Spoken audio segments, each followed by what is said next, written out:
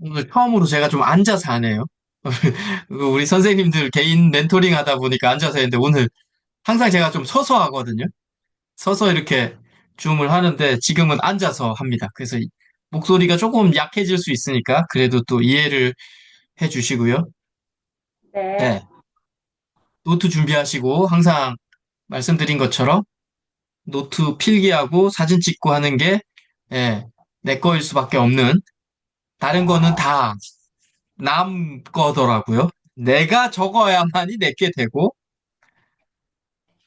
내 마음에 들어오는 글만이 내 글이고, 유명 베스트셀러는 유명 강사들이 이 말은 너무 멋진 말이에요 해도 그건 내 말이 아니죠.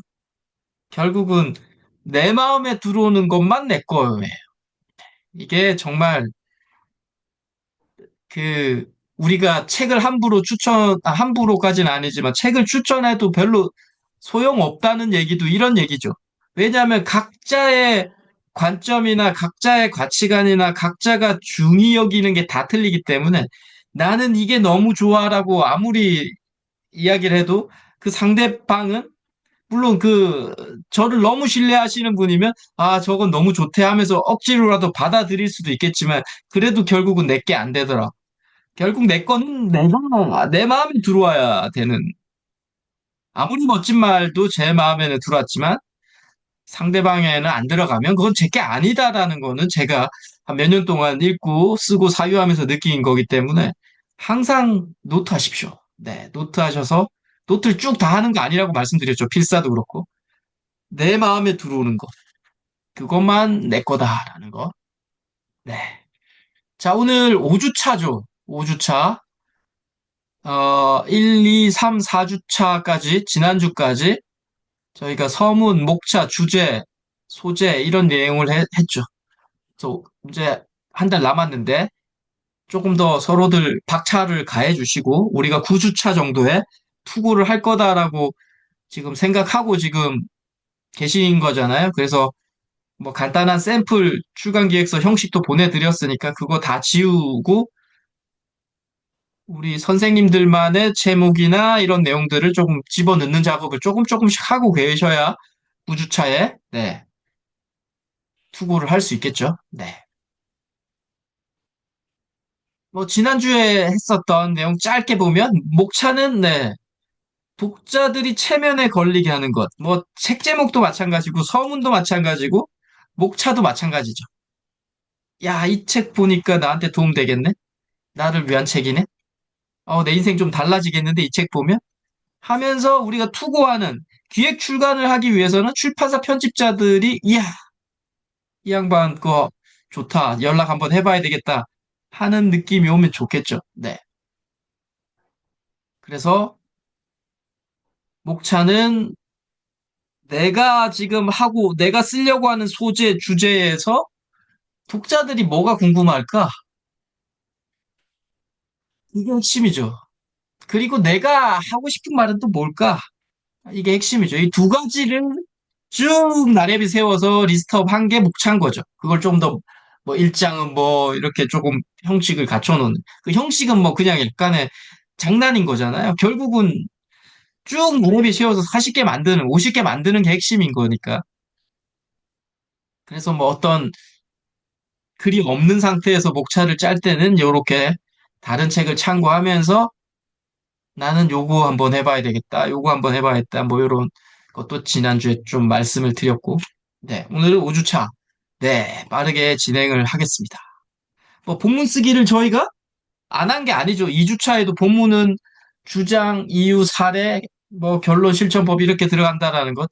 거의 다 그런 형식이기 때문에 말씀을 또 드렸고, 서문에서도 첫 문장 어떻게 쓸지도 말씀을 드렸고, 그게 다 본문 쓰는 거하고 다 똑같은 내용들이기 때문에, 아, 주제, 소재, 목차, 서문, 지난주까지 배웠던 게 어떻게 보면 책의 컨셉이죠. 네, 컨셉.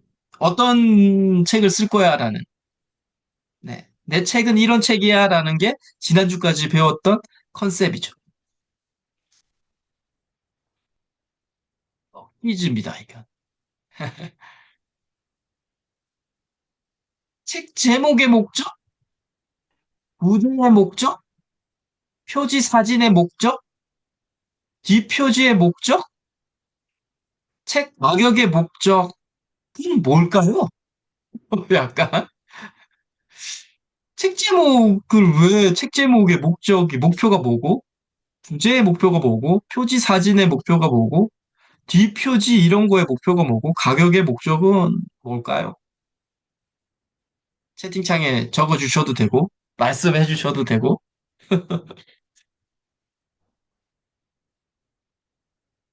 독자들을 끌어당김. 어우, 굿자. 맞습니다. 맞죠? 네. 네. 그 정답이고요. 어, 어떻게 보면 이거죠, 이거. 내가 쓰고자 하는 본문의 첫 문장을 읽게 하고 싶은 거예요. 너 읽어, 제발. 네. 나 지금 이런 책 제목이 이렇게 위대한 기업은 한 문장을 실천했다. 부제는 위대한 혁신을 일으키는 기업 인사이트. 책 제목은 18,000원. 표지 제목 뭐 이렇게 쓰는 게 독자들을 유혹하려고 하는데 그 유혹하려고 하는 목적이 그냥 내 책 사라는 게 아니잖아요. 그거는 그냥 마케팅적인 거고. 내가 쓰고자 하는 본문 너희들이 한번 읽어보라고 하는 거잖아요. 저자 입장에서. 나 이런 걸 썼어. 그러니까 내가 왜 25,000원이 아니라 2만 원, 18,000원 하는 줄 알아? 여러분들 독자들이 내 책 첫 문장 읽게 하고 싶은 거야. 내가 이거 이야기하고 싶으니까 라는 거라는 거죠. 따져보면. 출판사야 당연히 돈을 벌기 위해서 책을 팔기 위해서 이런 다섯, 여섯 가지를 고민은 하겠지만 그것도 저자의 입장도 마찬가지지만 그래도 내가 하고 싶은 얘기를 독자들이 봤으면 좋겠다. 우리 선생님들도 만약에 투고해서 계약하고 하면 이렇게 출판사가 책이 나오기 한 일주 전에 이런 책 디자인을 몇 가지 줍니다. 이때가 가장 기뻐요. 이제 책이 다 됐구나. 탈고도 다 했고 출판사에서 첫 느낌만 이야기해주면 된다라고 느끼기 때문에. 예. 뭐 어떤 곳에서는 아까 우리 이치수 소장님이 제 책 혼란스러운 간직하는 방법 사셨다고 하는데 그 책은 한 여섯 가지를 주셨어요. 그 출판사는 디자인을 여섯 가지를 줘서 하나 고르라고 했고 넥서스는 메이저기 때문에 두 가지 딱 줬더라고요. 이렇게 속으로 아 역시 메이저들이 좀 갑질하나? 왜 중소애들은 여섯 일곱 가지 디자인을 주는데 얘네들 왜 이래? 이렇게 혼자 생각한 적도 있어요. 네, 약간 재미난 얘기로 요렇게 주면 보통 우리 단톡방이나 자기 아는 커뮤니티에 뭐가 좋냐 뭐 이렇게 좀 올리기도 하고 이럽니다. 책 나오기 일주일 전에 이게 이제 홍보 마케팅도 되는 거죠. 네. 개인적으로 저는 그때 올렸을 때 저도 이 파란색이 좀 더 좋았고 제가 있던 톡방이나 커뮤니티 사람들도 파란색이 더 나아 했는데 제가 그래서 넥서스한테 말했어요. 아, 파란색이 괜찮다는데 그러니까 그 넥서스 메이저가 조금 달라요. 여기 메이저라 보니까 아니에요 빨간색이 좋아요 하면서 그냥 저자의 의견을 그냥 이런지야 무시하더라고요. 그래서 속으로 느꼈어요. 아, 메이저가 좀 다르구나. 다른 곳에선 저자의 의견을 적극적으로 받아들여 주셨는데 여기는 아니구나. 라는 것도 좀 한번 느꼈고. 그런데 나오고 보니, 예, 빨간색이 더 낫더라고요. 예. 그래서 아, 이 디자인 감각은 또 좀 다른 느낌이 있다라고 생각도 들었고요. 네. 자, 책 쓰기는 뭐다? 100페이지, 120페이지를 채우면 책이 대략 물리적으로 완성이 되죠. 그런데 제가 볼 때는 책 쓰기는 A4 채우는 능력이에요. 쉽게 말하면 한 꼭지 쓸 수 있는 능력. 괜찮게 쓸 수 있다 하면 그 다음에는 시간적인 문제일 수밖에 없는 거죠. 왜 책에서 40개, 50개 꼭지 쓰면 되는 거니까. 그래서 저는 그렇게 보시면 안 됩니다. 책 쓰기 120페이지를 어떻게 쓰냐가 아니라 한 꼭지만 제대로 쓸 수 있냐? 그러면 책 쓰긴 다 배운 거다. 쓸 수 있다. 뭐 일주일에 한 꼭지, 2주에 한 꼭지 쓰고 2주일 동안 꼭지 쓰고 그렇게 시간이 모이면 1년이면 사실 꼭지 나올 거 아니에요, 대략. 네. 저는 지금 전자책이나 공동저자를 말하는 거 아니에요. 전자책은 제가 알고 있는 교수님들은 대부분 한 2주에 책 한 권씩 내더라고요. 요즘 또 AI의 또 힘도 많이 빌려서. 그러니까 저는 그런 거 말고 그냥 자기 손으로 쓰고 이렇게 하는 거, 그걸 말했을 때 100페이지, 120페이지를 우리가 책으로 한 분량으로 했을 때는 그렇게 생각하면 너무 부담스러우니까 A4 두 장, 한 꼭지. A4 두 장? 아니죠. 그냥 A4 한 장도 한 꼭지가 될 수 있잖아요. 그죠? A4 한 장 또는 두 장을 쓸 수 있는 느낌. 두 장을 못 채울 수도 있죠. 네. 못 채울 수도 있어요. 제가 많이 봤어요. 뭐 제가 뭐 아주 강의 경력이 오래되진 않았지만 전혀 못 채울 수도 있어요. 그럼 제가 꼭 말하죠. 필사하시라. 뭐 첫째 주부터 말씀드렸죠. 내 마음에 들어오는 거 무조건 필사해 놓으시라. 그게 여러분들 책에 들어가야 된다. 예. 그 필사를 일단 집어 넣어 놓는 거예요. 꼭 A라는 오늘은 1번째 꼭지라고 하면 써야 되겠다고 하면 컴퓨터를 펴놓고 책을 막 보다가 아, 이 문장 너무 좋다. 일단은 붙여넣기 해 놓으시는. 내용하고 상관없이 일단은 넣어 놓는 거. 그렇게 해서 채워 놓는 게 일단은 시작이죠. 예, 필사 누구나 할 수 있잖아요. 이게 뭐 능력이 필요한 게 아니잖아요. 이거는 시간만 들일 수 있으면 할 수 있는 거잖아요. 박경리 씨의 사진을 우연치 않게 봤는데 이런 글쟁이들이죠. 뭐 우리나라에서 거의 탑 클래스에 들어가는 글쟁이들. 이 사람들은 이렇게 자료를 쌓아놓고 글을 씁니다. 책 한 권 쓸 때 엄청나게 쌓아놓고 있죠. 그래서 자료 수집이 정말 중요하다고 모든 글쟁이들은 말해요. 실제 내 책의 원고 분량의 10배 이상은 필요하다. 어떤 분은 뭐 100배라고도 말하는 분도 있고 여하튼 그렇습니다. 그래서 재료가 정말 중요한데 책이나 스크랩이나 인터넷 검색 뭐 이런 걸로 우린 자료를 모으는 거죠. 자료가 많으면 많이 모일수록 네, 글은 확실히 쓰기가 쉽죠. 자료가 없으면 막 쥐어 짜내야 되는데 그거는 완전히 소설 쓰는 사람들인데 소설 쓰는 사람도 좀 가만히 있으면서 상상력을 발휘하는 게 아니에요. 다른 책을 보면서 상상력을 발휘하죠. 비슷한 종류의 책을 보면서. 그래서 자료가 많으면 자료를 분석하고 이해하고 핵심 키워드 뽑고 그 자료를 쉽게 말하면 A4 10장이 있는데 그거 5번 정도만 읽으면 그걸 어떻게라도 줄일 수 있어요. A4 두 장으로, 한 장으로. 그러면 좀 풍요로운 글이 나와요. 네. 핵심 키워드를 그렇게 5장, 10장을 읽다 보면 보이죠. 그 핵심 키워드가 주제로, 꼭지의 주제로 올라가는 거예요. 제가 이 책, 위대한 기업은 한 문장을 실천했다를 출간하고 어떤 곳에서 유료 칼럼을 써달라. 칼럼 하나 쓰면 나한테 20만 원 주겠다고 해서 칼럼이 아까 한 꼭지잖아요. A4 두 장 반 정도 쓰려고 했어요. 돈이 당연히 주어지니까 제가 최선을 다해야 되겠죠. 저도 한 꼭지 쓰는데 이렇게 많은 자료를 띄워놓고 쓰고 있더라고. 자료 막 찾고 쭉 자료를 띄워놓으면서 제가 거기에서 한 장 반, 두 장을 채울 거를 보고 있는 거죠. 뭐가 들어가면 좋을까, 여기에서. 이게 자료가 필요하다는 거, 자료 게임이라는 거, 재료가 모여야 한다라는 거죠. 글 쓰기는 작게 쪼개서 시작하라. 아까 말했던 A4 두 장을 채우는 능력이다. 책 쓰기는. 라는 거 말씀을 드리고. 그래서 40개에서 60개 정도의 목차가 나오면 책이 나오는 거잖아요. 꼭지별 주제라든지, 독자와 저자의 고민 지점 찾는 거 아까 말했던 목차. 네. 각 꼭지를 개별로 생각해도 문제가 없죠. 그래서 일단 한 꼭지씩 쓰는 게 더 중요하다. 뭔가 설계도가 지금 필요하다라는 생각은 할 수는 있는데 글이 없는 상태에서 설계도 꾸미는 건 상당히 어렵다. 일단은 주제 소재가 대충이 정해지면 한 꼭지씩 쓰는 게 중요하다. 네, 완치율 100%라는 내용을 제가 예전에 첫 강의를 할 때 몇 년 전에 이 강의를 시작으로 강의를 시작했어요. 네. 근데 본문 쓰는데 하나 예를 들어드리기 위해서 제가 말씀을 드릴게요. 노만 카슨스라는 분이 계셨어요. 이분은 1964년에 50세였어요. 잡지사 편집장이었고요.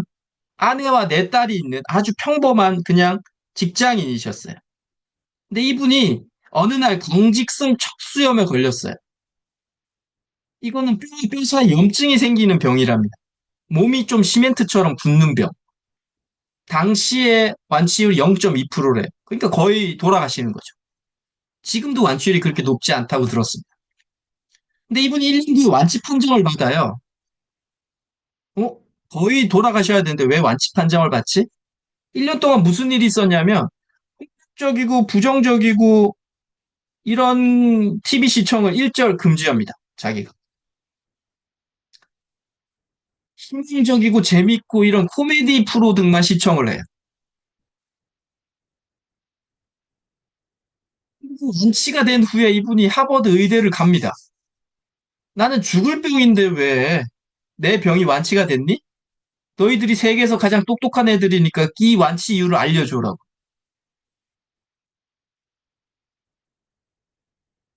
또 의사가 돼요. 잡지사 편집장 하다가. 그 자신을 다시 살게 해준 이것에 일생을 바치기로 해요.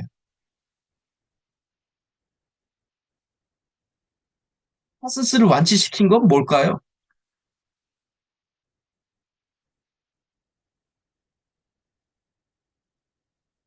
목숨입니다.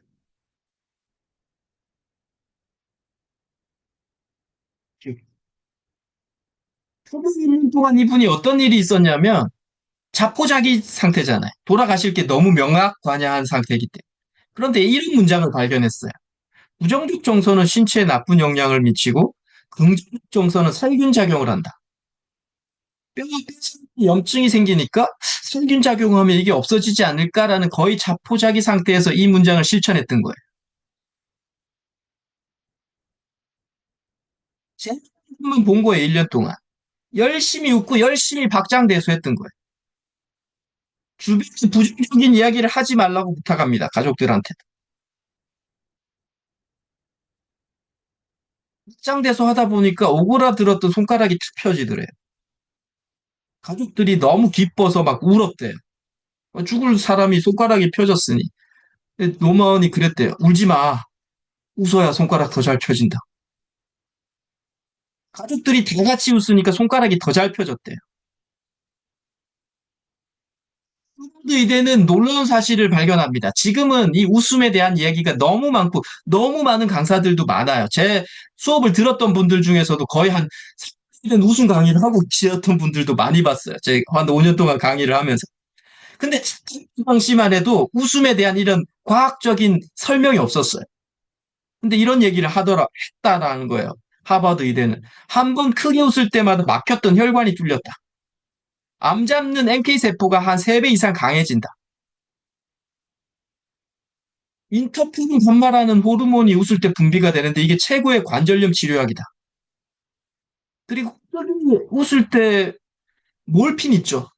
우리가 암 환자들이 마지막에 맞는 저기, 있잖아요. 몸을 그거 하는. 그거보다 한 3배 강한 엔케팔린이라는 호르몬도 분비가 되더래. 근데 되게 재밌는 게 억지로 웃어도 분비가 된다는 거예요. 억지로 웃어도. 파서스가 이런 얘기를 하죠. 우리 몸에는 완전한 약국이 있다. 바로 웃음이다. 혼자 웃는 것보다 여럿이 웃는 것이 더 효과적이다. 단, 하나만 주의하면 된다. 비웃음만 하지 말라. 비웃는 거 있죠. 억지로 웃어도 좋은데 비웃는 것만 안 하면 된다. 웃음의 운동 효과는 지금 뭐 인터넷 치면 한 수천억 개 페이지 뷰가 나오죠. 한 번 크게 웃을 때마다 뭐 25번의 윗몸 일으키기 효과도 있고 10초 동안 웃으면 뭐 노젓기 3번의 효과가 있대. 근데 10초 동안 웃기도 쉽지 않아요. 저도 몇 년 전에 이 내용을 보고 웃어보려고 했는데 10초를 넘기기가 쉽지 않죠. 예. 재밌는 게 아까 말씀드렸던 것처럼 억지로 웃어도 웃는 감정이 뇌를 자극해서 실제 웃는 것과 똑같은 비슷한 작용을 불러일으키더라는 거예요. 또 웃으면 자신감도 생기고요. 민족이라고 이분 책 한 번씩은 다 보셨을 거예요. 일본에. 이 친구 오토타케라는 친구인데 뭐 팔과 양다리가 없는 친구예요. 이 친구가 기차역에서 친구 기다리고 있는데 옆에 있던 야쿠자 아저씨가 이렇게 쳐다보고 있더래. 이 모습으로 기다리고 있으니까 야쿠자 깡패가. 그러면서 그랬대요. 형씨 사고로 그렇게 다 팔다리를 잃었냐? 잃었어? 라고. 그러니까 이 양반이 아닙니다. 선천적입니다. 하니까 그 야쿠자가 당신 인생도 참 무슨 일 있으면 연락해요 하면서 명함을 주더래요. 야쿠자 입장에서는 좀 안 돼 보였을 거잖아. 오토타케가 집에 와서 엄마한테 이런 일을 이야기했대요. 그러니까 어머니가 좀 재밌는 분이셨나 봐요.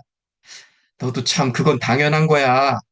그런 사람들은 맹세를 한답시고 고작 새끼손가락 하나 정도 자르는 게 단데 팔 다리가 없는 모두 없는 너에게 경의를 표한 거야 그 사람들이라고 이야기를 했대요.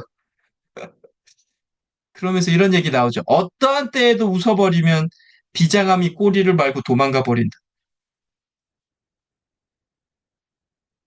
있을 때마다 박장대소 하시라는 얘기를 하고 싶은 거예요, 제가. 웃을 기회, 박수 칠 기회, 누구를 칭찬, 축하할 기회, 악수할 기회. 무조건 신나게 하시라는 거. 결국 우리를 건강하게 행복하게 만드는 거예요. 제가 이 얘기를 왜 했냐? 이게 뭐 웃음에 대한 강의를 한 게 아니고 옛날에 처음 강의를 할 때 인사할 때 이걸 한 거예요. 이렇게 하고 인사하면 조금 더 박수가 크게 나오니까. 근데 제가 지금 그 얘기를 하려고 하는 게 아니라 본문 하나 구성을 할 때 똑같다는 거죠. 그 강의나 이런 이 지금 제가 PT를 한 거나 자, 이걸 제가 예를 들어서 본문을 어떻게 구성하는지를 보여드릴게요. 뭐 2주쯤에도 제가 말씀을 드렸죠. 본문은 의견 주장유 사례 결론 실천법이라고 금방 말했던 내용을 주장, 의견, 이유, 사례, 결론, 실천법으로 해서 한 꼭지를 만들면 이런 느낌이 오겠죠. 먼저 항상 이야기, 사례로 시작하는 게 좋다고 했죠. 카슨스라는 사람이 있었어. 글을 쓰겠죠. 강치성 척수염에 걸렸는데 완치율이 2%였대요. 거의 죽을 사람이었어요. 그런데 웃음을 통해 건강을 찾았대. 이게 쭉 해서 한 사례를 쓸 수 있죠. 이야기를. 주제인 사례인데 저는 사례를 먼저 썼어요. 사례를 먼저 쓰는 게 더 훨씬 더 독자들을 유입하는 첫 문장으로 이야기가 되어야 호기심으로 달려든다고 했죠, 독자들이. 그 얘기를 해서 사례를 먼저 쓴 거예요. 그 다음에 주장을 하나 들 수 있죠. 웃음은 혁명이다. 웃음은 치료약이야라고도 쓸 수 있고, 웃으면 뭐 약이야. 어떤 거라도 할 수 있죠. 이게 제가 말했던 은유죠. 웃음은 혁명이야. 첫째 시간에 말씀드렸던 웃음은 약이야. 예. 의견은 인 거죠, 제가. 웃음은 혁명이야. 주장. 그리고 이유. 왜냐하면 웃음을 통해 삶을 바꿀 수 있기 때문이야. 말했잖아. 노만 카슨스라는 분도 웃음 통해서 건강도 찾았잖아. 결론. 결론적으로 웃으면 건강할 수 있고 인간관계 풍부해지고 삶을 긍정적으로 살아가게 돼. 우린 웃기 위해 지금 인상 찌푸리면서 노력하는 거잖아? 라고. 실천법. 칭찬할 기회, 박장대소할 기회 있을 때마다 웃어. 스트레스 상황이 오면 먼저 일단 웃어. 뭐 주머니 속에 차비를 하나 갖고 다니다가 만져지면 웃어라. 뭐이 정도 나오면 대략 한 꼭지가 완성이 된다는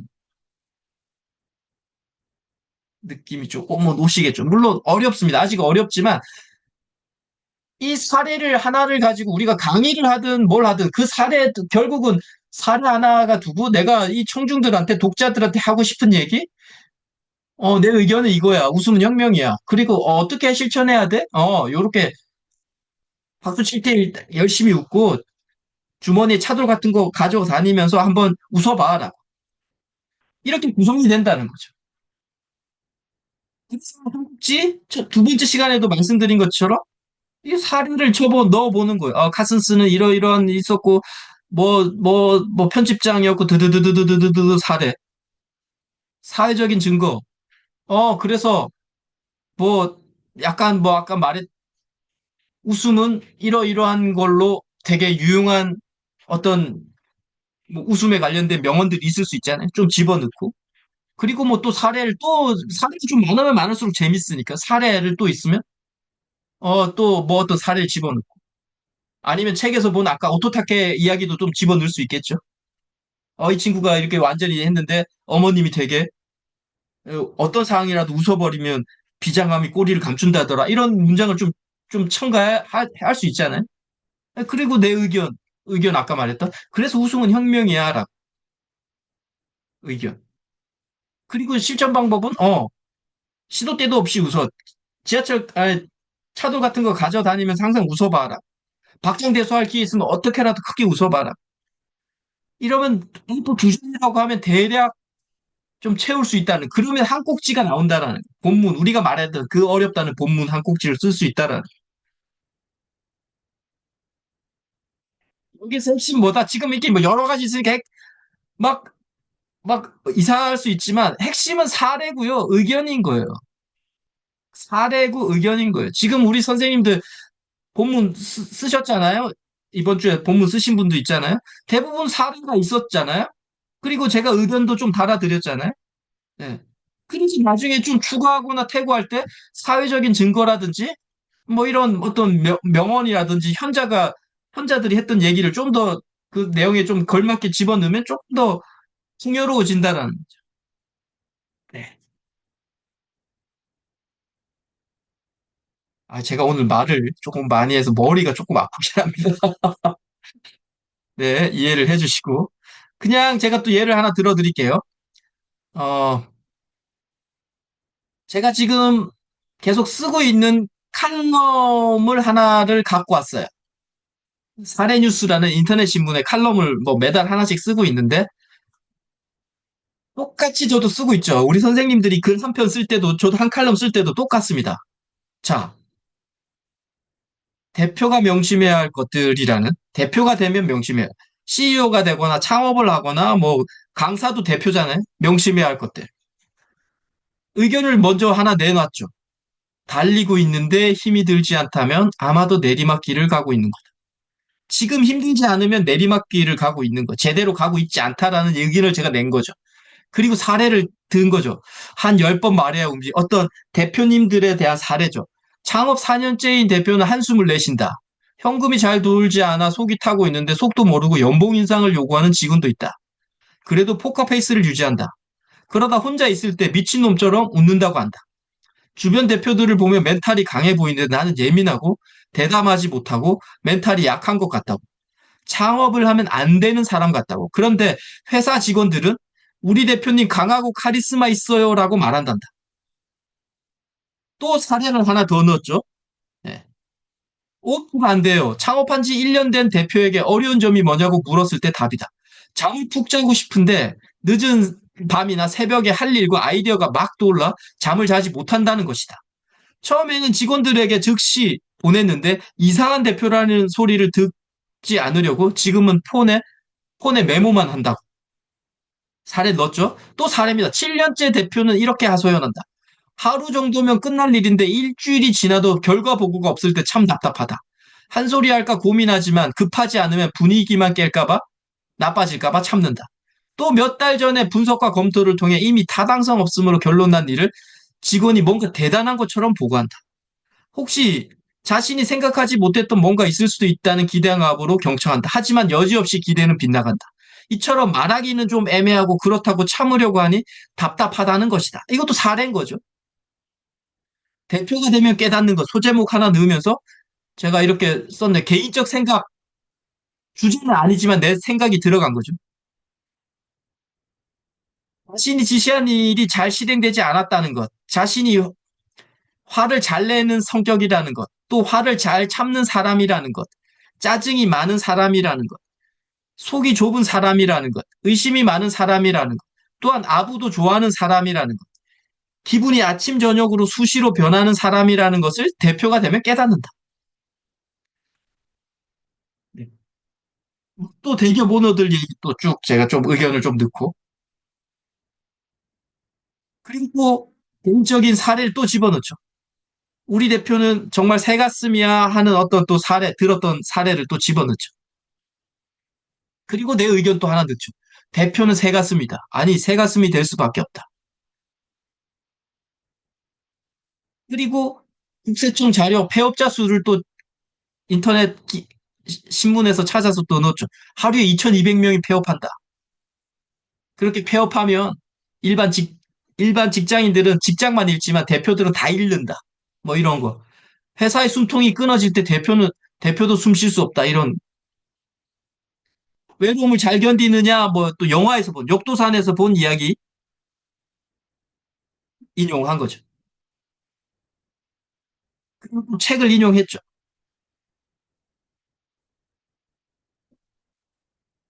그리고 또 사례를 또 집어넣죠. 어떤, 뭔지 모르게 압박이 있다. 어떤 대표 이야기들. 잠 좀 편하게 자고 싶다.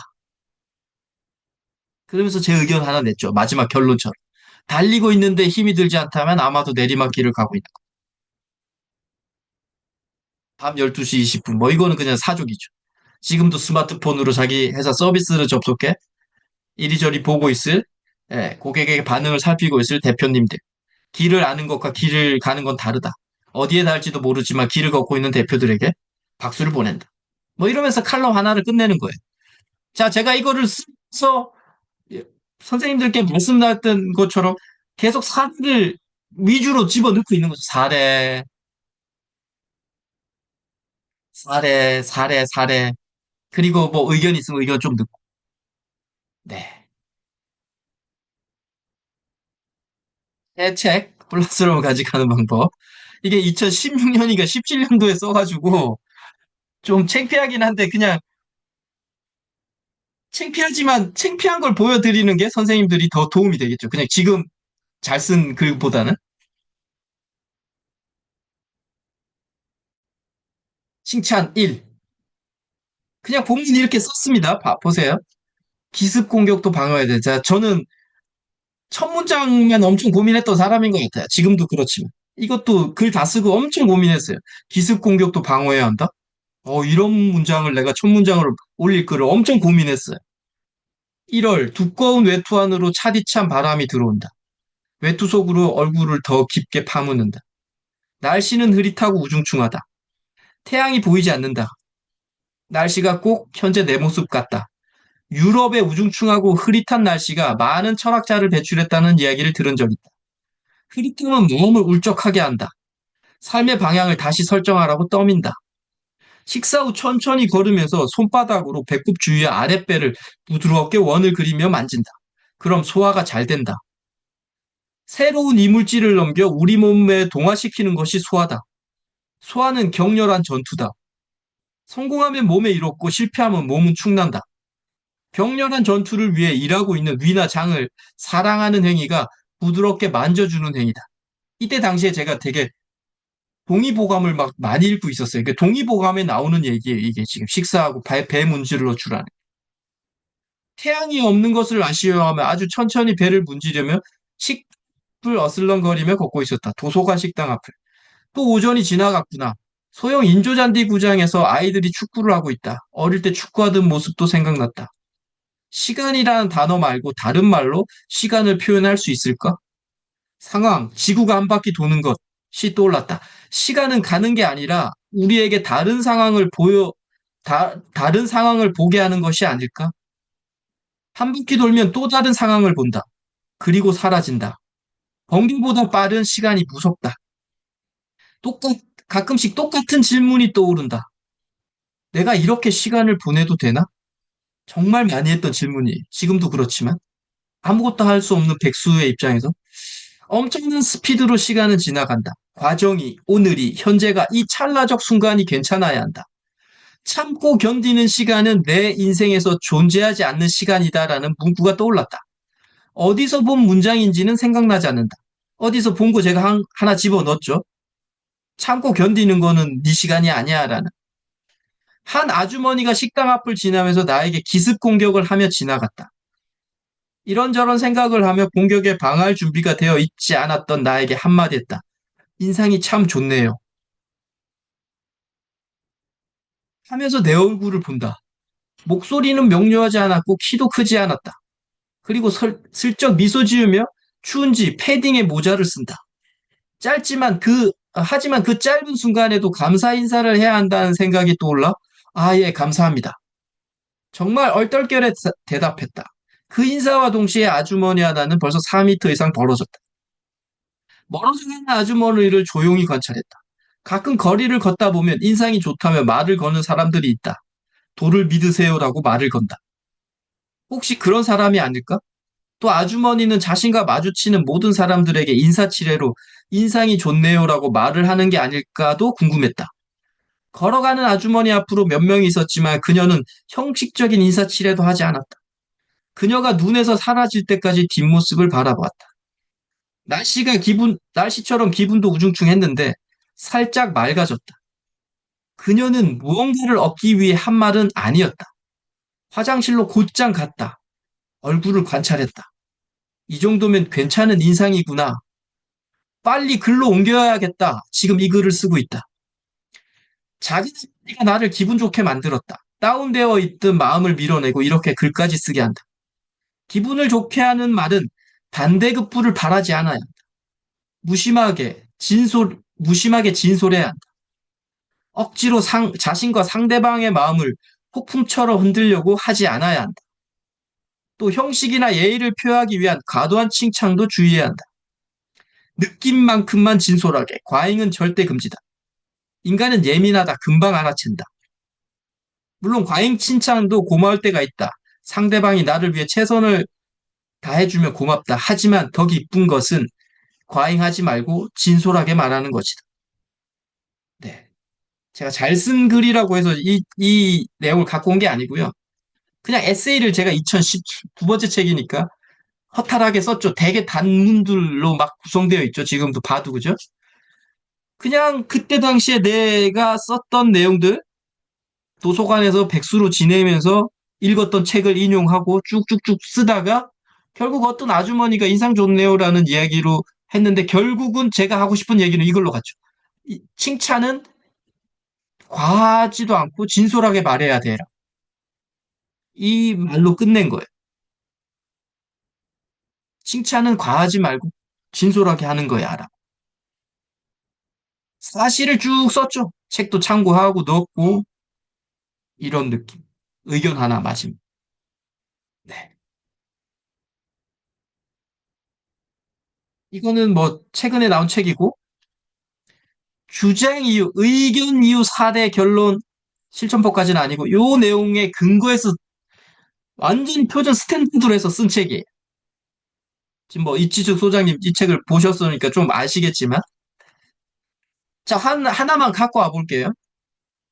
아마존이라는 기업 다 아시죠? 가장, 세계에서 가장 큰 인터넷 쇼핑몰이잖아요. 근데 맨 먼저는 책 팔았던 곳이잖아요. 10년 뒤에 변하는 것보다 10년이 지나도 변하지 않는 것을 추구하라. 제 의견 하나 낸 거죠. 제 의견은 아니에요. 이 아마존을 연구하면서 이 아마존이 성장했었던 걸 찾다 보니 제가 볼 때는 이 제프 베조스의 한 문장을 제가 이걸로 정한 거죠. 의견. 사실을 쭉 씁니다. 그 기업은 어떤 기업이고 제프 베조스는 프린스턴 물리학과를 입학했고 드드드드드드드 사실 이거는 신문지상이나 미디어에서 다 나오는 사실을 쓴 거죠.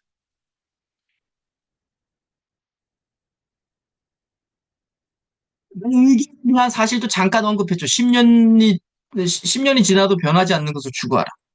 그리고 이유를 댑니다. 이 문장에 대한 이유. 1만 년 시계. 제프 베조스는 500억을 들여서 1년에 한 번씩, 100년에 한 번씩 초침이 움직이는 이런 시계를 만듭니다. 롱나우 시계라고. 제프 베조스가. 내 의견의 이유를 하나씩 찾아내는 거죠. 장기적인 시각, 부정적 리뷰. 뭐 우리가 쇼핑몰은 부정적 리뷰 쓰면 지우기 바쁘잖아요. 근데 이 친구는 지우지 않아요. 제프 베조스. 그러면서 이렇게 합니다. 부정적 리뷰는 단기적으로 일부 매출 기회를 놓치게 만들지만 우리가 돈을 버는 때는 물건을 팔 때가 아니고 고객이 구매 결정할 때 도울 때가 우리가 실질적으로 매출이 일어나는 경우다라. 기업을 인수하는 조건도 네, 성교 용병이 아니라 선교사가 되라. 용병은 이 기업의 가치관을 뚜렷이 실천하는 사람이고 용병은 매출이 어떻고 수익이 어떻고를 중요하시는 주가 수익률이 어떻고 하시는 분이 용병이란. 자신은 그래서 선교사 기업을 인수한다라고 이야기를 하는 거예요. 이민을 재고용할 때도 전년도에 매출이 어떻고 수익이 어떻고가 아니에요. 5년이나 7년 뒤에 우리 기업의 미래를 그릴 수 있는 사람을 임원으로 재고용 여부를 결정한대. 네. 이런 거 찾아내는 거예요. 장기적인 시각으로 경영했었던 거를. 제가 이 한 꼭지를 쓰면서. 네, 그러면서 결론은 이 얘기를 쓰고 있는 거죠. 제프 베조스가 두려웠던 건 매출이 떨어지는 게 아니라 아마존의 철학을 잃어버리는 거. 이런 장기적인 시각을 못 갖는 게 두려운 거다라고. 네, 이렇게 해서 한 꼭지를 만든 거예요. 대략 제가 썼던 내용의 본문을 예를 들어 드렸습니다. 주장 이유 사례, 결론법 실천. 네.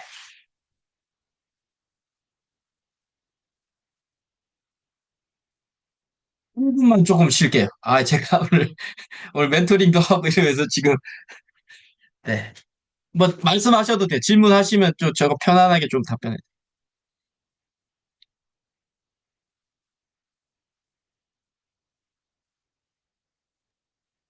따뜻한 물 좀 드세요. 드리고 있습니다.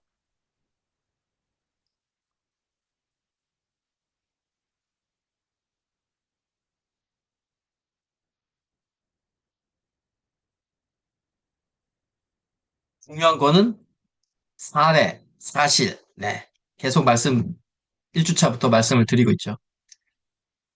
근데 사실, 사례가 무조건 다 좋은 게 아니죠. 항상 독자의 관점에서 바라봐야 되죠. 독자가 궁금해 할까? 이거를? 라는 거.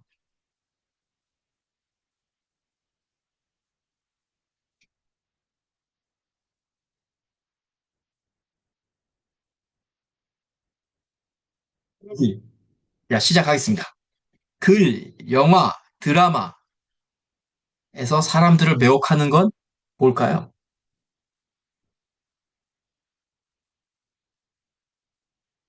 이야기. 이야기. 우리는 이야기를 좋아해요, 우리는. 그러니까 선생님들도 다 마찬가지일 거예요. 이야기는 좋아해요. 예. 그래서 어떻게 됐는데, 이거잖아요. 드라마가 소설도 이야기고, 책도 이야기고, 강의도 이야기처럼 하는 게 명강의들이죠. 이렇게 했어. 이러면서 뒤에 뭔가 딱 나오게 돼. 그래서 어떻게 됐는데가 궁금해하게. 사람들 이야기를 좋아하고요. 서사라고도 표현하죠. 읽는 이를 좀 빠져들게 하죠. 옛날 옛적에 하면 일단 좀 빠져들잖아요. 그래서 어떻게 돼서 할머니라고 이야기 나오잖아요. 뒤가 궁금하게 만드는 거. 계속 읽게 하는 이미 이야기고요. 사람들 관심 불러일으키죠. 그래서 뭐 베셀들 책들은요. 호기심을 자극하는 이야기가 바탕에 깔려 있는 글이 베셀들이 될 확률이 많아요. 우리가 그냥 소설을 말하는 게 아니야. 한 꼭지 한 꼭지에서도 마찬가지. 아까 한 꼭지에 노만 카슨스 이야기도 이야기잖아요. 궁금해지잖아. 아, 그 힘들게 병 났던 사람이 웃어서 이렇게 됐네? 그 이야기를 쭉 풀어내면 좀 재밌어 한다라는 거죠. 얼만큼 이야기를 잘 만들어내느냐, 한 꼭지에서도. 그냥 우리가 소설을 아니더라도. 그게 핵심인 거예요. 그 이야기의 핵심 뭐다? 독자들이 궁금해 할까, 재밌어 할까라는 느낌. 그래서, 뭐, 문장력보다 스토리가 중요하다고도 많이 이야기합니다. 문장력보다. 글을 멋지게 쓰는 문장력보다 이야기의 형태가 더 중요하다. 독자의 가슴에 들어가려면 이야기여야 한다. 에세이를 쓰든 우리 선생님들 지금 다 에세이를 쓰실 거라고 보고요. 여하튼 그래도 뭔가 이야기를 집어 넣는 게 좋다. 어떤 부동산 이야기를 쓰는데 아, 내 친구가 어떤 동네에서 땅을 샀는데 갑자기 부자가 됐어. 그런 게 이야기인 거예요, 결국은. 야, 부러웠겠다. 그런 게 부럽잖아요. 네, 그런 게 이야기인 거예요. 이야기는 인간 특성 중에 하나고 문화와 역사를 초월하는 인류의 보편적 특성이라고 합니다. 저도 한번 연구를 해봐야 돼. 왜 이렇게 이야기를 좋아할까 하는 근원적인 얘기를 저도 좀 궁금해하는데 정말 좋아하는 것 같아요. 그래서 원시 시대부터 구전 이야기꾼부터 오늘날 드라마, 책, 영화 다 이야기죠. 다 이야기에 수백만 명의 작가들, 뭐 TV나 드라마 작가들이 있죠. 그 사람들 이야기를 끌어내는 사람들이죠. 어떤 사회에서도 이야기를 만들어내고 대중들은 끊임없이 이야기를 소비합니다. 그래서 문학이 절대 죽지 않아요. 왜냐하면 이야기이기 때문에. 그리고 쭉 늘어놓은 그냥 쭉 늘어놓은 정보에 이게 한 20년 전만 해도 통용됐죠. 정보를 쭉 나열한 것. 그게 옛날에는 되게 가치 있었죠. 근데 요즘에 그런 얘기로는 전혀 실렉트 안 됩니다. 초이스가. 이야기가 들어가야 돼. 왜냐하면 지금 인터넷에서 그런 정보는 1초면 다 찾아내고 AI가 더 좋은 정보를 찾아내기 때문에 이야기가 들어가야 된다. 네. 이야기는 그래서 하나의 행위가 다음 행위로 이어지는 걸 보여주죠. 궁금해하잖아요, 계속. 그 혼란스러운 세계를 이해하는 틀을 제공하고 누군가 어떻게 삶의 고비를 넘었는지를 알려주죠. 보통 이야기의 핵심 뭐냐면 어떤 주인공이나 그 사람이 어려움을 겪고 그 어려움을 해결하는 과정에서 자신의 뭔가 좀 더 내공이나 개인적인 확장이 되는 거. 그게 이야기의 핵심이에요. 대부분 그래요. 영화든 드라마든 우리 삶에서 베스트셀러 살고 있는 사람들도 다. 그래서 열정적인 작가는 좋은 이야기를 풀어내고 좋은 강연가들은 극적이고 재미있는 이야기 형식의 프레젠테이션을 하죠. 심리학자들은 스토리텔링으로 하면서 환자를 치료하기도 하고요. 변호사들은 네, 이야기 구축 기술을 통해서 배심원들을 설득한다라는 거죠. 말씀드린 것처럼 이야기의 주재료는 주인공이 있어야 되고요. 시련이 있어야 되고요. 시련은 또는 사건이죠. 그리고 해결인 거예요. 시련 사건이 가장 길죠. 이걸로 우리가 드라마나 영화에서 다 해결이 되잖아요. 어떤 주인공이 시련을 맞고 그게 또 해결되고 또 다른 변수가 생기면 또 해결하고. 네. 주인공에게 어떤 상황이 발생하고 그 상황에 치이며 해결을 위해 안간힘을 쓰고 목표를 이루게 노력하고 결국 그 사람이 변화된 모습을 보여주는 거. 다 그렇죠. 영화든 뭐든. 네. 주인공이 항상 시련을 맞습니다. 어려움에 도달하죠. 그래서 문학에서는 문제거리만이 흥미를 일으킨다는. 뭐 문학이 아니라 우리 삶에서도 시련이 없는 게 재밌나요? 전혀 재미없죠. 그래서 대부분 이런 분들이 베셀이죠. 암 진단을 받았는데 나와가지고 지금 잘 살고 있는 분. 암 진단 받았는데 지금 잘 살고 있는데 그 암 진단을 받았을 때부터 그 항암 치료했었던 과정까지를 쭉 잘 풀어내면 사람들이 다 공감하죠. 왜? 지금도 계속 암 환자들은 발생하고 그분들의 어떤 위안을 찾고 싶어 하는 분들이 많으니까. 노숙자가 된, 노숙자가 천억 부자가 되면 이거 그냥 뱃셀이죠. 힘들게 했는데 그분이 뭔가로 이겨내서 천억의 매출을 달성하고 자녀를 잃고 죽기 직전까지 갔던 어떤 아버지 이야기. 뭐 이런 것만 해도 공감을 우리를 일으키잖아요. 코넬 스탠퍼드 외국 명문대를 나와 창업 후 승승장구하다가 파산한 스타트업. 이건 뭐 제 얘기죠. 재밌어집니다. 이런 얘기들이. 문제거리. 네. 그래서 시련이라는 원인과 그 시련에 대한 결과가 있어야 되는 거죠. 항상 뭔가 문제가 발생했으면 뭔가 그 결과가 있어야 돼요. 글 쓸 때도 똑같아요. 앞에 뭔가 이야기거리가 나왔으면 그 이야기거리에 대한 궁금증을 해결해 줘야 돼요. 그게 뭐 오픈 결말이라고 해서 그 안 하고 뭐 이렇게 넘어가는데 그건 너무나 고단수적인 결말이고요. 이야기를 해줘야 돼. 독자들은 궁금해 했으면 그 이야기를 해줘야 돼.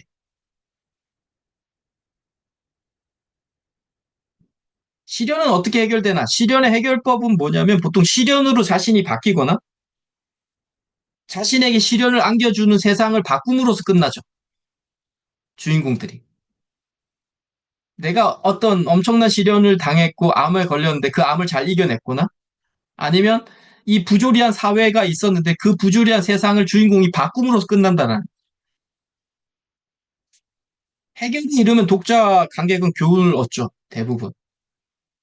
자기 삶의 새로운 시각으로 돌아보는 정서적 관계도 경험하죠. 아, 저분들 저렇게 해서 이겨내셔서 지금 잘 살고 계시네.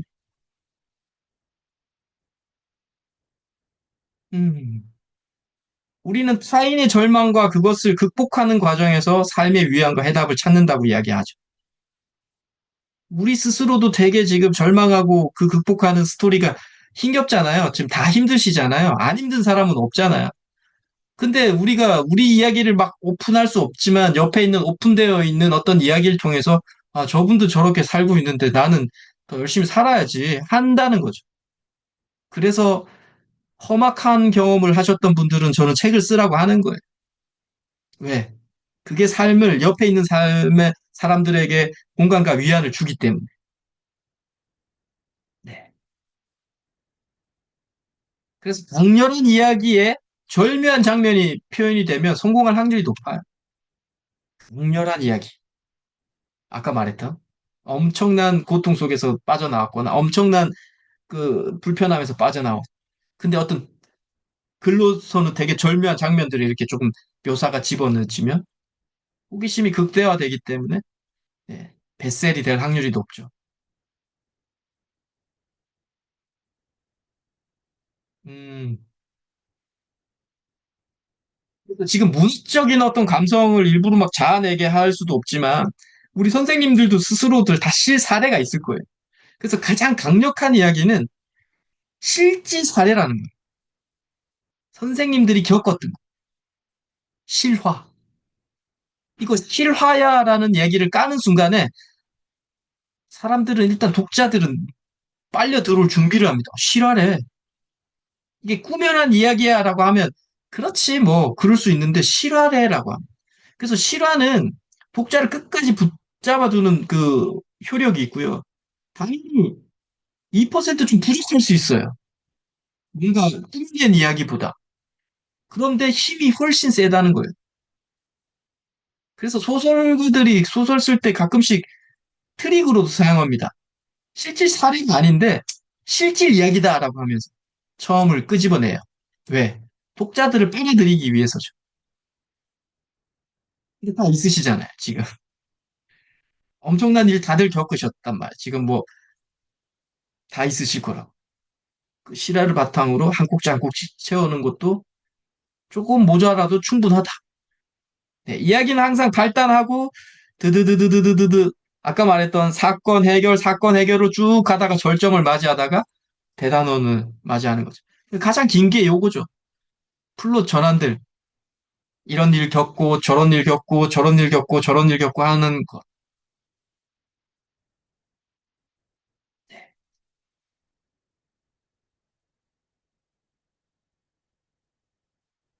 이야기의 예를 하나 들어드릴게요. 제가 이 책은 첫 책인데 이 책의 배경은 이런 얘기예요. 근데 이 책의 배경은 이런 얘기인데 이런 얘기들은 안 나옵니다.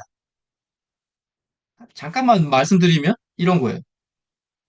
커넬, 스탠퍼드, MIT, 고려대 나온 친구들 4명이 저보다 17살 어린 친구들이 창업을 했어요. 2년만, 제가 입사할 때는 월 매출이 500만 원 정도밖에 안 됐던 스타트업. 근데 1년 뒤에 월 매출이 10억을 찍어요. 1년 만에. 제가 입사하고. 저는 재무총괄이었어요. 네, 회계학을 전공했기 때문에. 그러니까 2년 만에 150억을 달성했어요, 매출을. 스타트업인데. 인원이 제가 들어갈 때 한 10명도 안 됐는데 2년 만에 인원이 150명이 늘어났어요. 제가 얼마나 그때 고단했겠어요. 매일 인터뷰했어요. 하루 종일 면접 보는 게 일이었어요, 제가 나이도 가장 많았고, 그 친구들보다. 펀딩, 외부 투자 자금을 87억이지만 거의 90억 이상 펀딩을 받았어요. 2년 만에. 그것도 센세이션 했어요. 그때 막 난리 났죠. 왜냐하면 이 친구들의 학력이 커넬, 스탠퍼드, MIT, 가장 학력이 낮은 애가 고려대였어요. 그것도 웃기잖아요. 우리나라 고려대면 거의 높은 학력인데 그 중에서는 가장 학력이 낮았어요, 고려대가. 2년 지나고 3년 정도 됐을 때 파산해버립니다. 신불자가 됐죠. 29살, 30살짜리들이.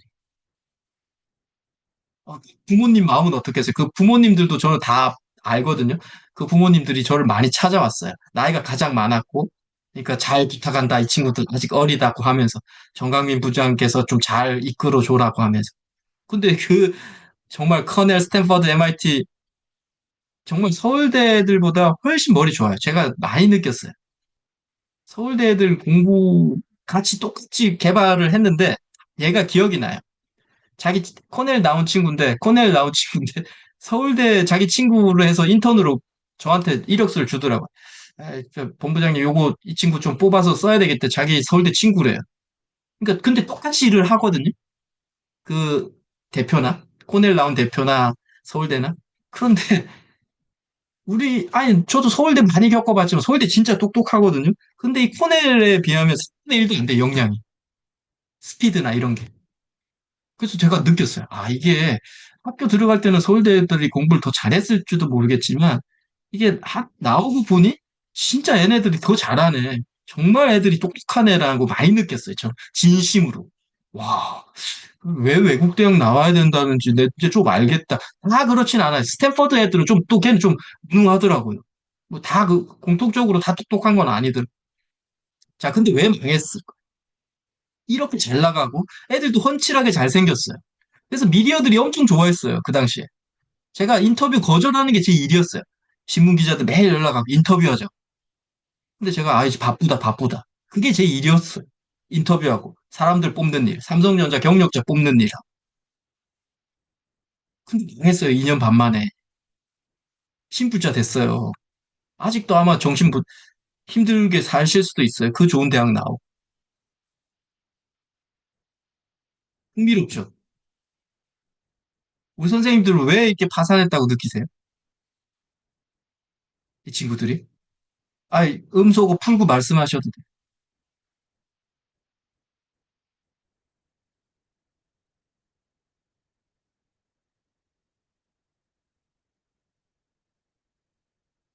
망했을지.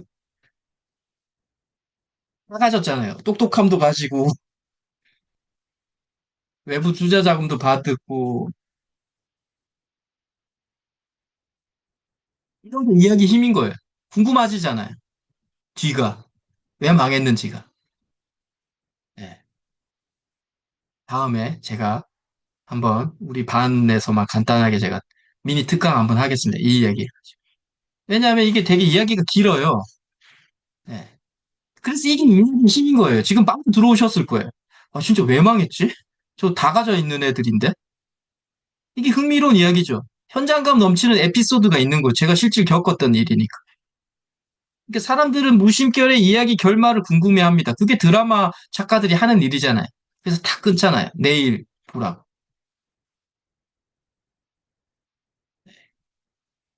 그런데 제가 방금 이런 이야기들을 구성하는데 이런 얘기들 구성하는 법을 제가 좀 알죠.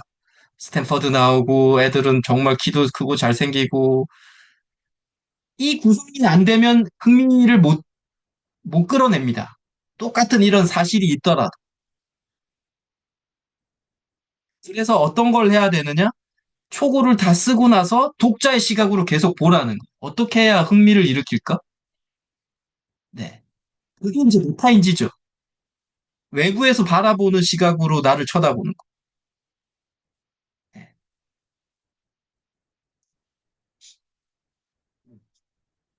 거의 다 왔습니다. 글쓰기는 고뇌이자 환희이다. 아이디어가 떠오르는 순간, 그리고 글을 끝맺는 순간 글쓰기는 한없이 즐겁다. 다만, 그 사이 모든 시간은 극도의 고통이다. 동의하실까요? 지금 글 쓰고 계시니까. 네, 아이디어 떠오르고 뭔가 끝맺을 때는 좋은데 그 중간중간은 이걸 내가 왜 해야 되지? 별로 생산적이지도 않은 일인데 라는 생각으로 계속 자기 스스로한테 자책하고 의문을 던질 겁니다. 다른 이런 도로시 파커나 이런 글쟁이들도 똑같이 이렇더라는 거죠. 우리만 그런 게 아니라. 선생님들만 하루하루를 이게 뭐 하는 짓이야 생각하는 게 아니라는 거예요. 다 그렇다는 거예요. 예술하는 거. 글뿐만이 아니라 제가 볼 때 예술하는 사람도 다 마찬가지인 것 같아요. 와이어드 창업자 케빈 켈리가 이런 얘기합니다. 아이디어에서 글을 출발한다고 생각하지만 아니다. 글을 먼저 쓰기 시작하면 생각이 거기서 나온다. 큰 깨달음이었다. 이분도 이런 분들도 한 얘기. 글이 먼저, 아이디어가 먼저라는 거 아니더라. 일단 막 쓰다 보니 뭔가 거기서 생각이 나오더라는 거. 큰 깨달음이었대, 자기. 네. 그래서 항상 먼저 쓰셔야 된다. 네. 아, 됐네요. 10페이지 이상 책 계속 읽고 계실 거라고 생각하고 수업 내용 중 오늘 마음에 남는 것, SNS에 뭐 책도 카페든 꼭 올리시는 거, 그게 자기 거라고 말씀드렸고, 글 계속 쓰시는 거. 네, 이상입니다. 감사합니다. 수고하셨습니다. 샘플 A4 두 장 내외, 한 장도 좋아요. 원고, 본문 한번 써보시는 거 해보세요. 이제 이게 저번에 보내드렸던 그 정택수 교수님이라는 분의 그 형식 다 지우고 여러분들의 문서로 본문이든 목차든 하나씩 채워 나가 보세요. 그거 이제 투구할 거예요. 그걸 가지고. 네, 미션. 본문 한번 써보시는 거. 이상입니다. 질의응답 하겠습니다.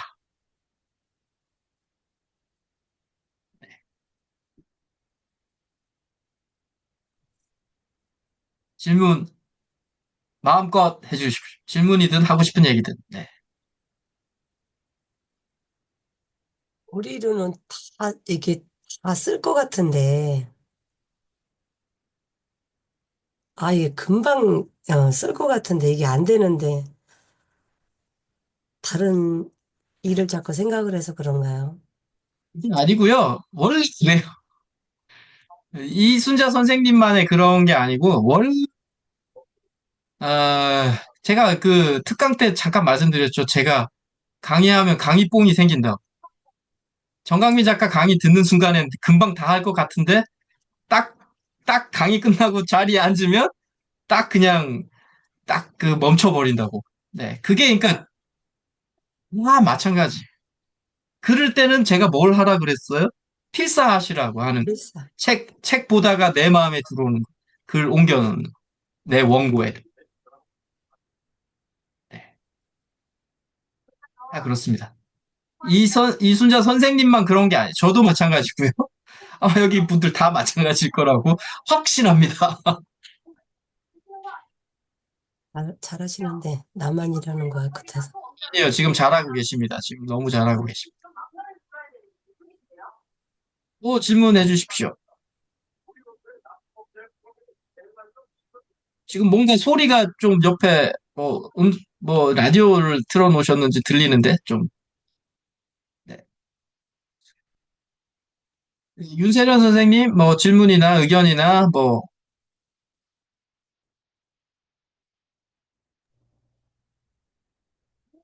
너무 게을러서 하는 게 잘 안 되는 것 같아요.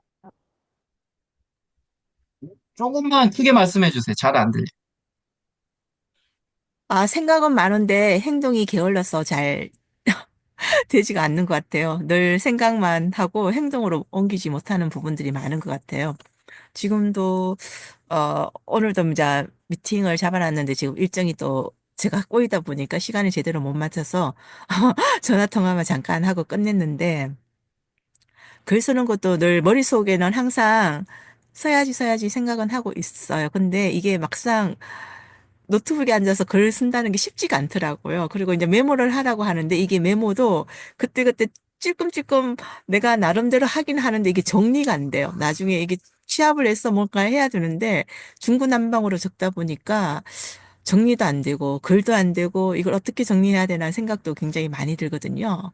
그래서 이제 항상 이제 작가님이 얘기하신 게 이제 메모도 하고 필사도 하고 뭐 걸어가다가 생각나면 또 글도 적어보라고 하는데 그 생각날 때마다 하긴 하는데 이게 취합이 잘 안 되고 그 정리하는 자체도 게으르다 보니까 한 가지의 공통된 화제도 엮어가는 부분들이 언어적으로도 잘 안 풀어지는 것 같고 그냥 그렇습니다. 아니 뭐 다 지금 똑같이 겪으시는 내용이고요. 그러니까 지금은 어 아무것도 없는 무에서 유를 창조하는 게임을 하시면 안 되고요.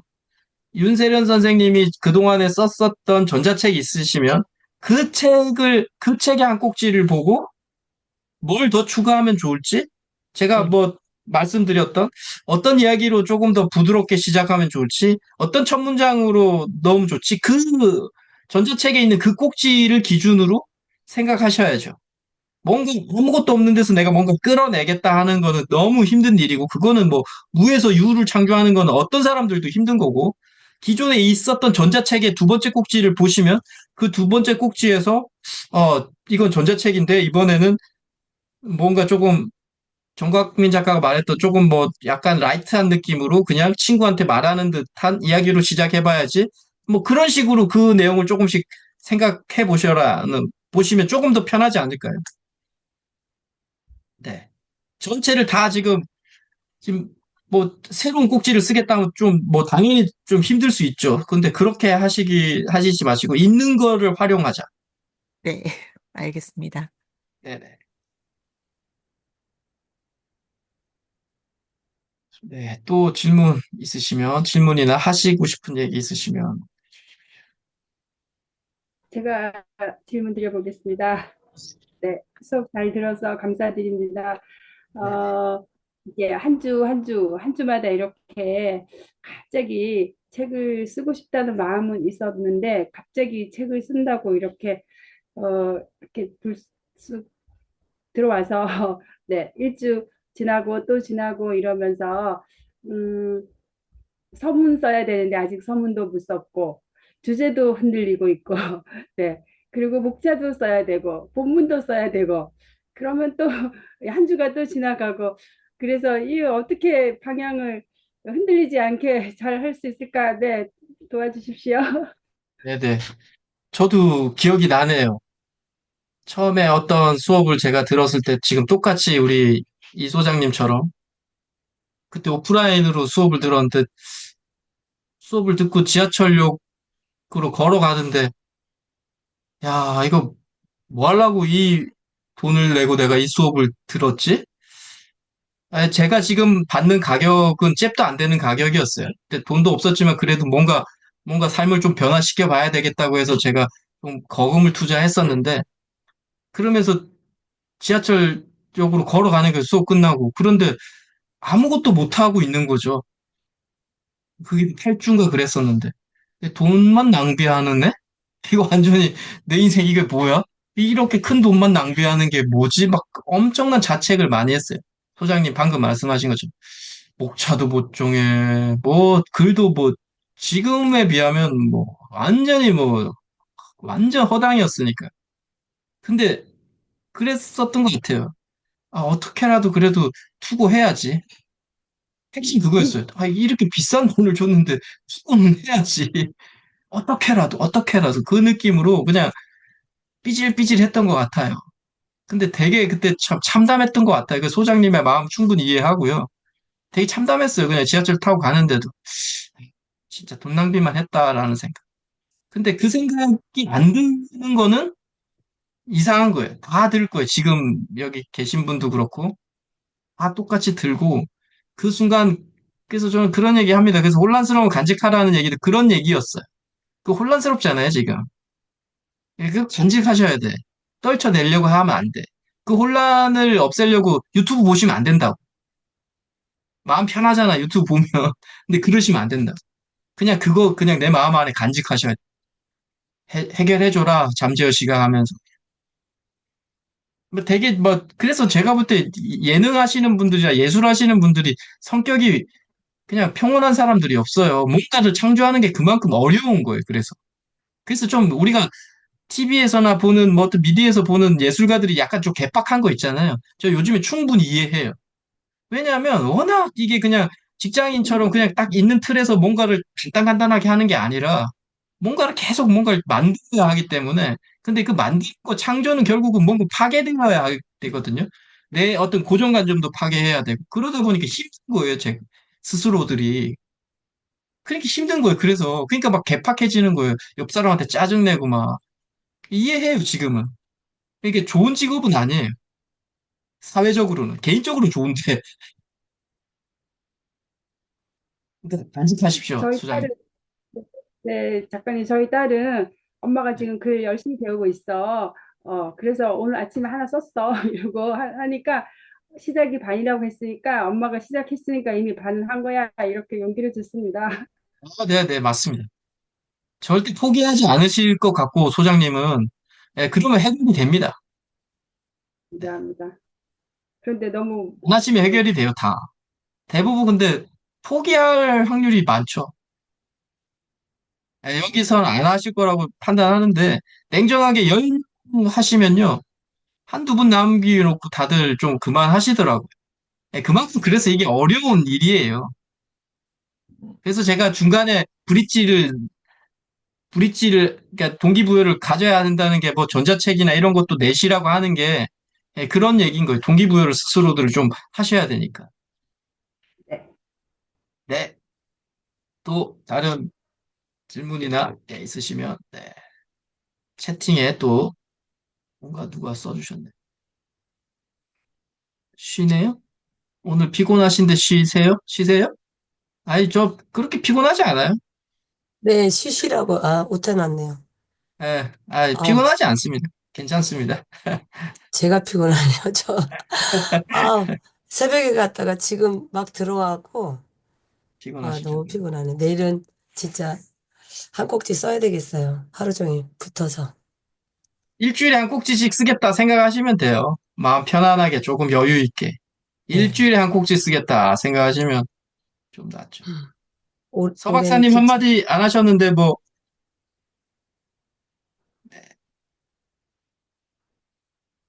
저는 오늘 그 짧은 시간이었지만 개인 피드백이 너무 좋았던 것 같습니다.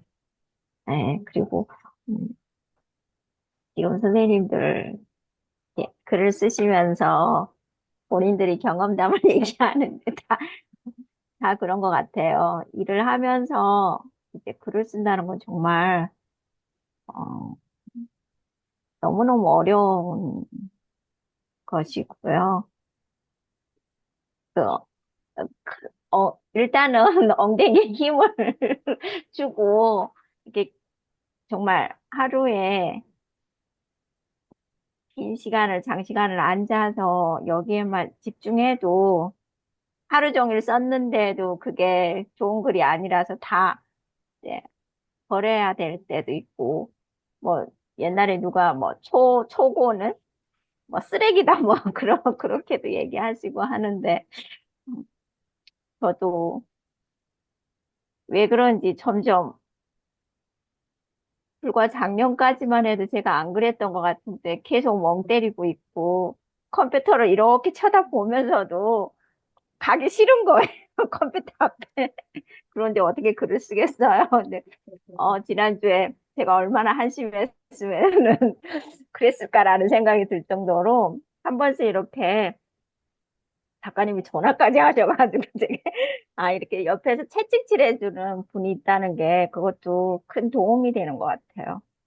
저도 내일 큰일 끝내놓고 정말 월요일부터 마음을 좀 다잡아서 속도를 좀 내보려고요.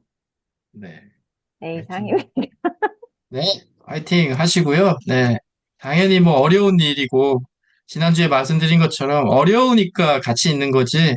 아마 이게 되게 낭창하고 쉬웠다면 뭐 크게 뭐 보람도 없겠죠. 이뤄냈다고 해서. 그죠? 어려우니까 다들 그러니까 요즘에는 책을 워낙 다들 많이 내잖아요. 뭐 AI 도움도 많고 하니까 많이 내는데 그래도 기쁘려면 모르겠어요. 이건 성향마다 틀린데 자신의 에너지를 혼절히 바쳤을 때 조금 기뻐요, 확실히. 뭔가 다른 힘으로 인해서 내가 칭찬은 받더라도 마음 한켠에는 좀 기쁨이 없어요. 그렇지라는. 그게 좀 약해요. 그래서 힘들더라도 내 에너지를 좀 충분히 투여하는 게 우리가 행복한 방법이야. 당연히 성격은 모내지죠. 막 짜증내고 막, 막 과음 지르고 싶고. 근데 그 적절한 선을 유지하는 것, 그게 참 어렵지만 우리가 해야 할 일인 것 같아요. 인간으로서. 예, 하실 수 있고요. 뭐 너무 조급하지 않으시고 일주일에 한 꼭지씩 쓰겠다. 후주차에 내가 투고하겠다 이런 생각으로 한 대여섯 꼭지는 내가 본문을 쓰겠다 생각하시고 접근하시면 될 것 같습니다.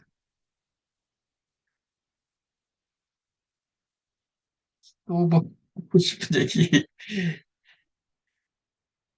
없죠. 카페에 글을 써서 카페에 저희가 올리는 거죠? 예, 네.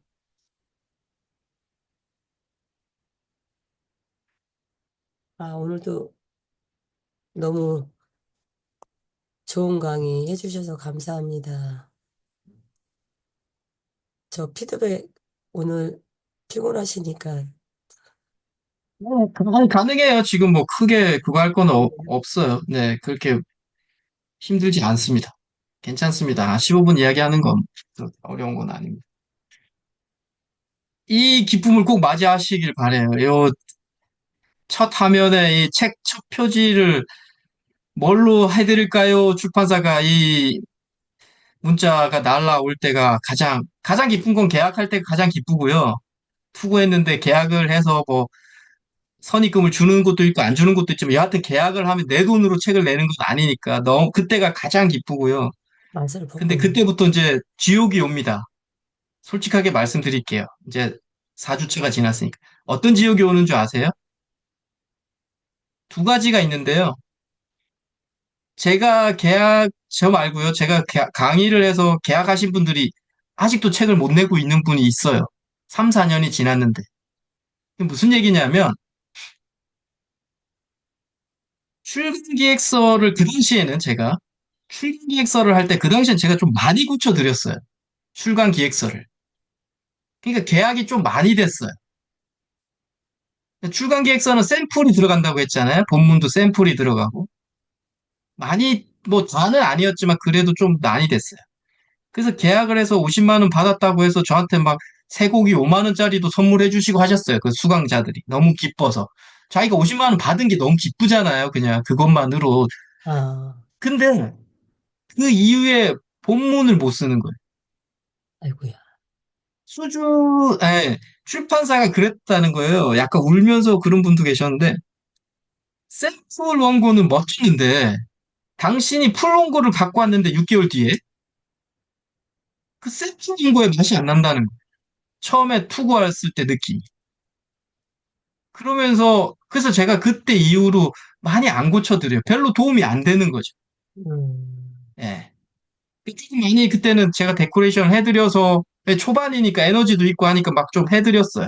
그러니까 계약이 많이 됐는데, 더 큰 아픔을 주고 있더라고요. 그래서 어떤 분은 50만 원 뱉어낸 분도 있고 그래요. 출판사가 계속 리젝을 하는 거예요. 뭐이 느낌은 아니신데요 하면서.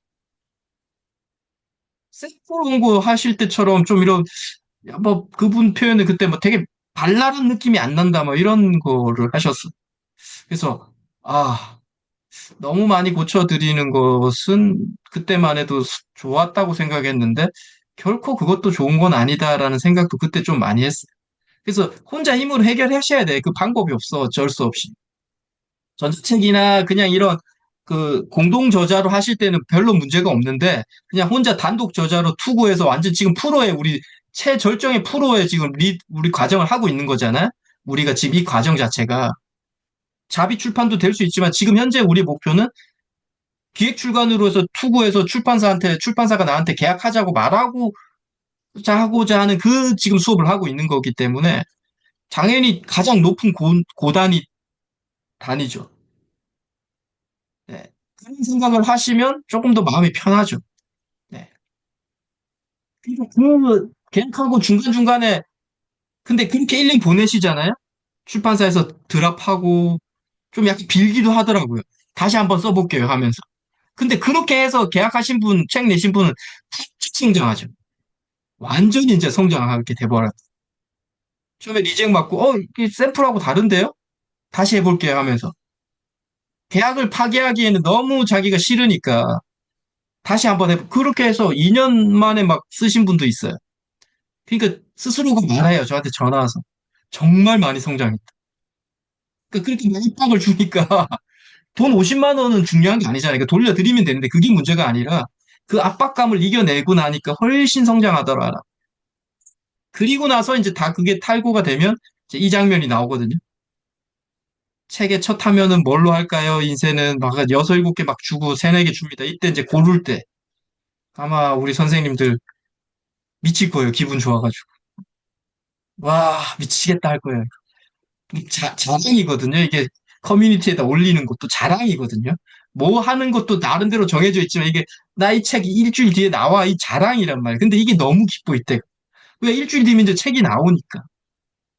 잘 되든 안 되든 그건 나중 문제. 너무 기뻐. 그 해냈다는 것 때문에. 이때까지는 그래서 기뻐요. 미치겠더라니까. 저는 그때 첫 책, 두 번째 책까지는. 미치겠더라고, 진짜. 이거 뭘, 왜 끝도 안 되는 내가 이걸 하고 하는 거 자체가. 와, 이걸 말이 안 우리 되는데 하고. 투고하기 전에 우와 이렇게 소리 한 번만 내봐요. 지금 다 음수가 없고 할 수 있다고 할 수 있다 할 수 있다.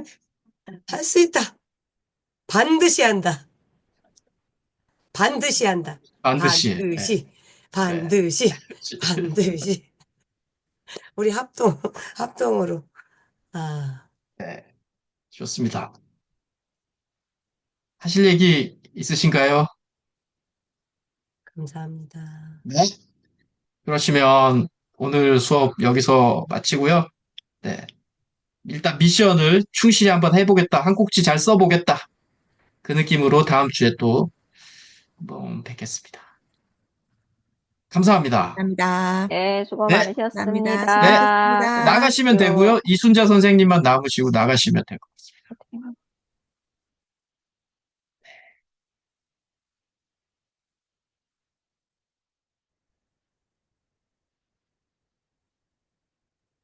제가 어떻게 나간지 몰라서 이러고 있습니다. 아, 그래요? 종료를 누르시면 네, 되는데 종료가 어디 있지? 밑에 보면 네. 종료가 있. 아니 맨 위에 오른쪽에 아니에요? 아니 맨 아래 오른쪽에 나가기